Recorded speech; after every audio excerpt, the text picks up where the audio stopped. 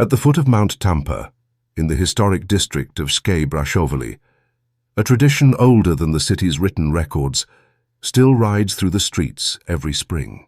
First documented on March 26, 1728, but with roots reaching deep into pre-Christian initiation rites, the custom of the Junii Brashoveni, the lads of Brashov, is a living monument of Romanian identity.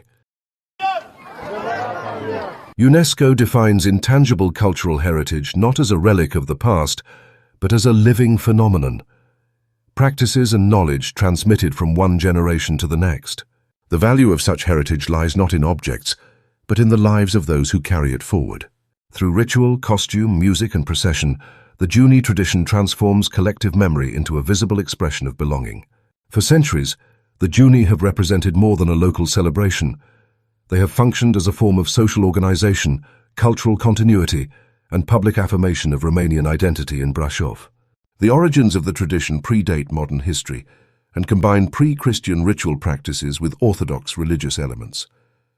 Over time, the Junii became closely connected to the Romanian community of Skai Brashovely, especially during periods when Romanians had limited political and social rights inside the city.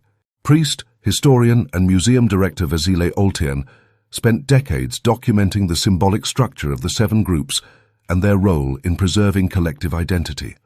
Se pune întrebarea de ce 7? Pentru că dacă luăm pe structura lor, constatăm că ritualul cel mai puternic îl creează junii tineri. Și dacă mergem pe biografia obiceiului junilor tineri, constatăm că de fapt încorporează tot ce a însemnat obiceiul junilor din Skai. Dar au apărut junii bătrâni, pentru că în perioada când lupta tinerilor pentru apărarea zonei nu îndeplinea toate condițiile, atunci aveau nevoie de ajutorul acestor bătrâni, oameni căsătoriți cu statut social familial. Și atunci s-a creat această grupare a junilor bătrâni, care nu e un pleonasm, pentru că june nu însemnează tânăr, ci însemnează bărbat, în terminologia lor. Și atunci sunt bărbații bătrâni, adică căsătoriți. Poți fi bătrân la 20 de ani dacă te-ai însurat și poți fi tânăr la 80 de ani dacă nu te-ai însurat.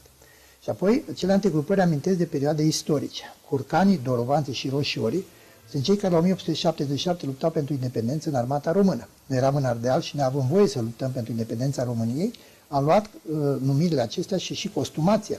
E singurul grup din țară care poartă costumul lui Cuza de roșiori, grupul roșiorilor, în memoria evenimentului de 1859. Simbolurile acestea istorice care amintesc de țara românească și Moldova sunt foarte puternice la lor, inclusiv în organizarea lor. Avem vătaful, armașul mic, armașul mare, surlașul, sutașul. Astea apar în armata română de peste munți. Deci este o trăire a istoriei naționale în context local. Albiorii s-au desprins din roșiori numai ca să poarte modelul căciului Mihai Viteazu. 4 din grupul poartă acest model, amintind de evenimentele unirii cele mari al Mihai Viteazu din 1600. Mihai Viteazu pentru ei reprezintă un cult.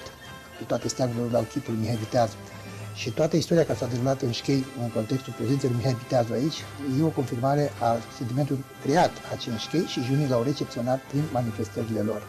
Iată dar că această organizație se incorporează perfect într-o istorie națională, deci de aceea spuneam că depășește valoarea unei singure cete de feciori din lumea satului și primește o structură și un statut cu totul aparte, îngemănând în obiceiul acesta tot ce a însemnat istorie națională și locală în același timp în Skai Brașovului.